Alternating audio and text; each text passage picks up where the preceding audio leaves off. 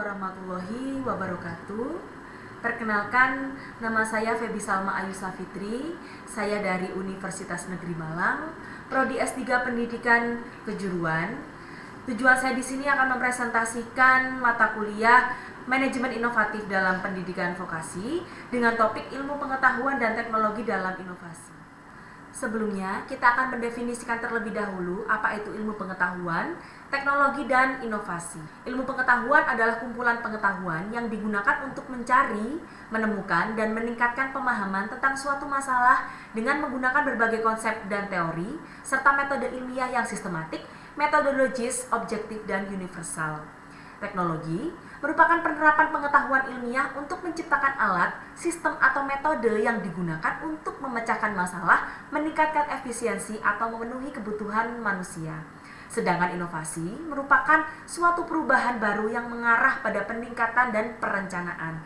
Sehingga ilmu pengetahuan dan teknologi dalam inovasi ini merujuk pada bagaimana pengetahuan ilmiah dan perkembangan teknologi digunakan untuk mendorong penciptaan ide, produk, proses, atau layanan baru yang membawa perubahan dan kemajuan dalam berbagai bidang kehidupan.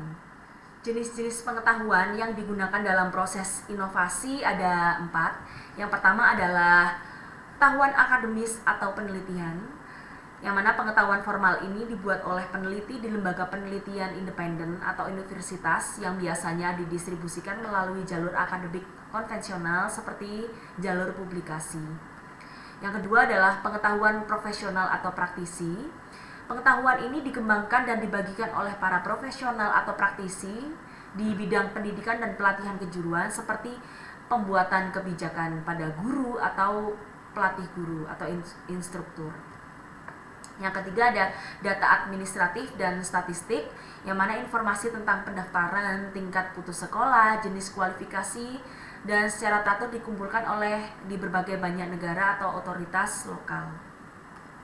Yang berikutnya adalah pengetahuan tacit atau tacit knowledge, yang merupakan pengetahuan yang sifatnya bersifat pribadi, intuitif, dan diperoleh melalui pengalaman praktis, interaksi, serta keterlibatan langsung dalam situasi tertentu.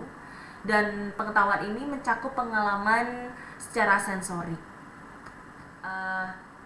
Yang berikutnya, dinamika inovasi, yaitu yang mana lembaga pendidikan dan pelatihan kejuruan atau yang biasanya disingkat dengan Vocational Education and Training atau VET, terus berinovasi agar tetap relevan dengan berbagai bidang tertentu sesuai dengan kejuruannya, yang mana inovasi ini tujuannya untuk menyesuaikan program dan metode pelatihan dengan tuntutan pasar tenaga kerja dan perkembangan teknologi.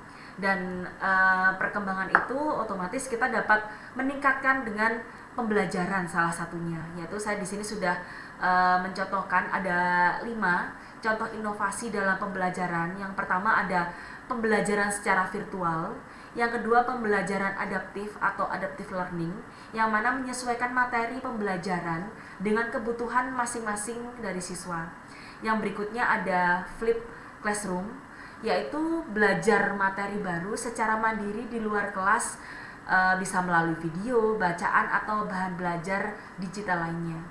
Yang keempat adalah penggunaan AI, yang mana sekarang sudah marak sekali digunakan, terutama bisa digunakan dalam pembelajaran. Dan untuk yang kelima, kolaborasi global melalui teknologi, yaitu fungsinya untuk memperluas wawasan dan mengajarkan tentang keterampilan komunikasi secara global. Yang berikutnya ada dinamika inovasi, yang mana di sini ada lembaga pendidikan dan pelatihan kejuruan atau biasanya disingkat Vocational Education and Training atau VET, terus melakukan inovasi agar apa yang dipelajari relevan dengan perkembangan zaman. Karena lembaga pendidikan dan pelatihan kejuruan ini harapannya bisa mendidik atau bisa menghasilkan para lulusan yang sesuai dengan pasar dunia kerja. Dan hal tersebut bisa diwujudkan salah satunya dengan inovasi dalam hal pembelajaran. Dan di sini saya memiliki 5 contoh inovasi dalam pembelajaran, yaitu yang pertama ada pembelajaran secara virtual, dan yang berikutnya ada pembelajaran adaptif atau adaptive learning, yang mana pembelajaran ini menyesuaikan materi pembelajaran dengan kebutuhan masing-masing dari siswa. Yang berikutnya ada flip classroom. Pengertiannya adalah belajar materi baru secara mandiri di luar kelas melalui media video, bacaan, atau bahan-bahan belajar yang sudah tersedia di dalam platform digital. Yang berikutnya ada penggunaan AI, yang mana penggunaan AI ini sudah marak digunakan dan bisa juga digunakan dalam hal pembelajaran. Yang berikutnya ada kolaborasi global melalui teknologi dengan memperluas wawasan dan mengajarkan keterampilan melalui komunikasi secara global. Dan berikutnya ada kata-kata kunci dan perspektif inovatif dalam pendidikan pelatihan kejuruan. Di situ ada banyak sekali istilah-istilah dalam pendidikan kejuruan dan inovasi, yaitu salah satunya ada transformasi, ada kreativitas, ada ide-ide baru, ada peluang, ada kelompok kerja di organisasi, dan banyak halnya bisa dilihat di paparan yang sudah saya sediakan. Dan berikutnya ada paparan dari Badan The Organization for Economic Cooperation and Development atau OECD. Ada 4 elemen utama dalam inovasi pendidikan yang terjadi ketika ada perubahan atau perkembangan, yaitu ada yang pertama peserta didik atau inovasi ini dapat terjadi ketika cara siswa atau belajar siswa ini terlibat pada mata pelajaran tertentu. Yang berikutnya ada konten, yaitu inovasi ini bisa muncul dari perubahan dalam materi atau kurikulum yang diajarkan, misalnya penggunaan teknologi baru atau pendekatan yang lebih relevan dengan dunia kerja. Yang berikutnya ada sumber daya, yaitu mengacu pada sarana dan prasarana untuk mendukung pada proses pembelajaran, termasuk dalam penggunaan teknologi, bahan ajar, dan lingkungan belajar. Yang berikutnya ada tenaga pendidik, yaitu melibatkan perubahan dan pada cara pengajaran, termasuk guru kejuruan dan pelatihan di perusahaan yang melakukan proses pengajaran dengan mengadopsi metode baru atau meningkatkan keterampilan mereka. Menurut Badan The Organization for Economic Cooperation and Development atau OECD pada tahun 2017, terdapat 7 prinsip untuk menciptakan lingkungan belajar yang inovatif, yaitu yang pertama ada menjadikan pembelajaran sebagai pusat, mendorong keterlibatan dan siswa ini untuk memahami diri mereka sendiri sebagai seorang pembelajar. Yang kedua, memastikan bahwa pembelajaran ini sifatnya sosial dan kolaboratif. Yang ketiga, peka terhadap motivasi dan pentingnya emosi pada peserta didik. Yang keempat, peka terhadap perbedaan individu termasuk dalam hal pengetahuan sebelumnya. Yang nomor 5 adalah menuntut setiap peserta ini namun tuntutannya tidak terlalu berlebihan. Dan nomor 6, menggunakan penilaian yang konsisten dengan tujuan-tujuan tersebut dengan penekanan secara kuat dan memberikan umpan balik secara formatif.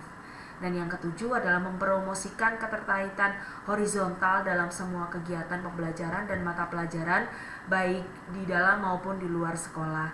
Dan ketujuh hal tersebut itu dapat atau memerlukan 3 dimensi, yaitu yang pertama inovasi dalam inti pedagogis, yaitu peserta didik, pendidik, dan konten sumber daya. Yang kedua, menjadi organisasi formatif dengan kepemimpinan pembelajar yang kuat. Yang berikutnya, membuka diri terhadap kemitraan mulai dari keluarga, komunitas terdekat, hingga pendidikan tinggi, lembaga budaya, bisnis, dan terutama sekolah-sekolah yang lain.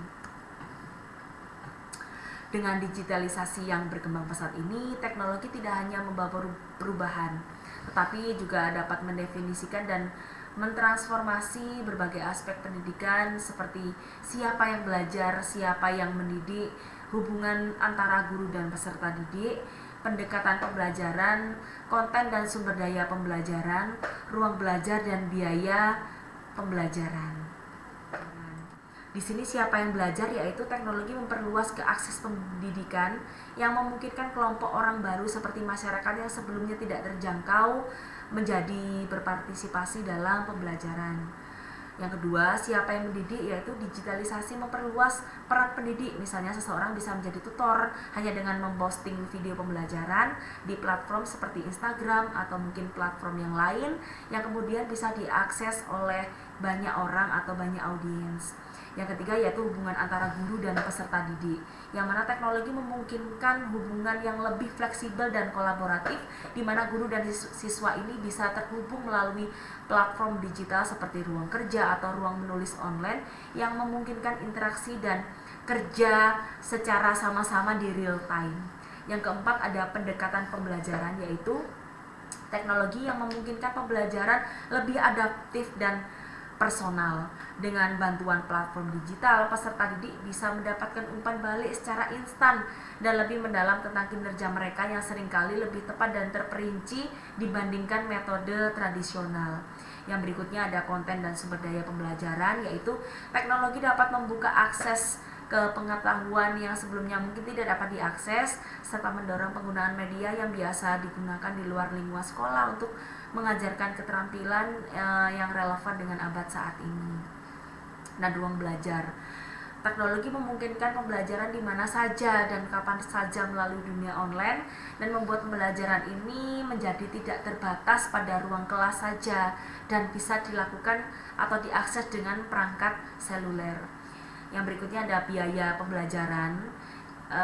Awal-awal dulu mungkin biaya untuk pembelajaran seperti ini masih mahal ya, namun lambat laun karena sudah banyak yang memiliki, jadi biayanya lebih fleksibel dan biaya operasionalnya mungkin lebih tidak sebanyak dulu lagi.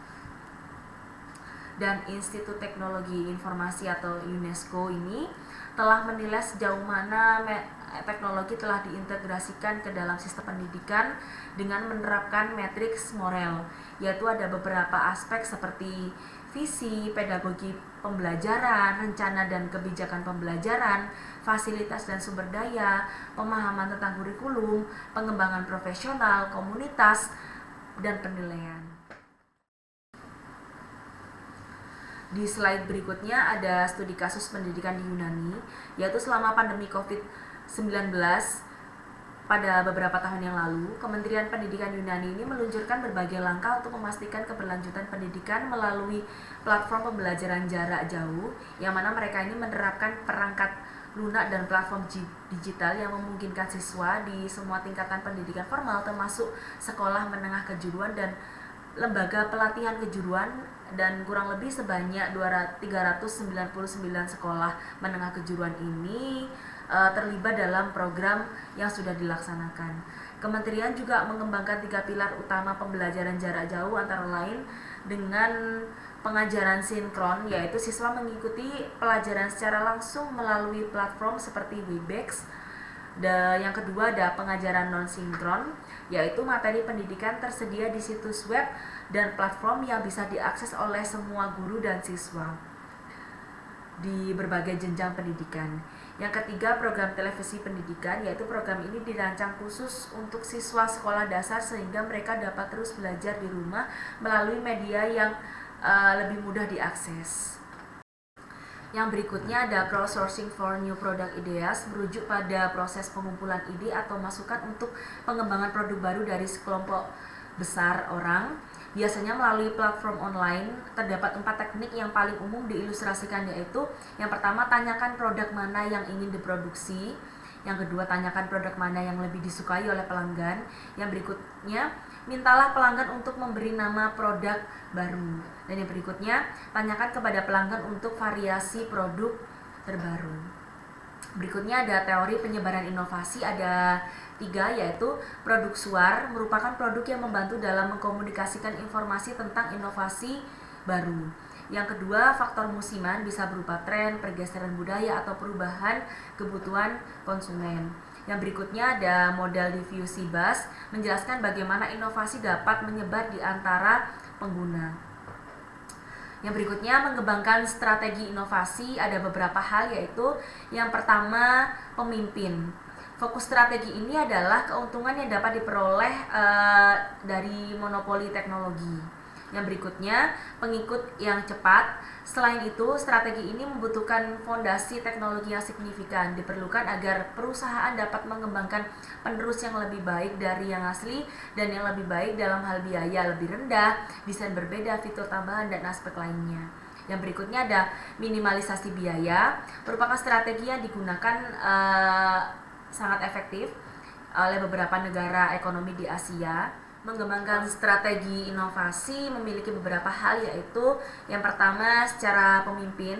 Jadi fokus ini merupakan fokus dengan keuntungan yang dapat diperoleh dengan memonopoli teknologi. Yang berikutnya adalah pengikut yang cepat, yaitu strategi ini membutuhkan fondasi teknologi yang signifikan. Diperlukan perusahaan agar dapat mengembangkan penerus yang lebih baik dari aslinya.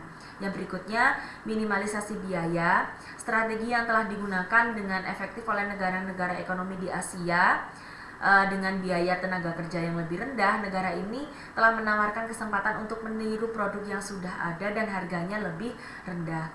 Yang berikutnya, segmen spesialisasi sementasi pasar, yaitu strategi yang didasarkan pada pemenuhan persyaratan yang tepat dari pasar tertentu, segmen atau ceruk pasar tertentu.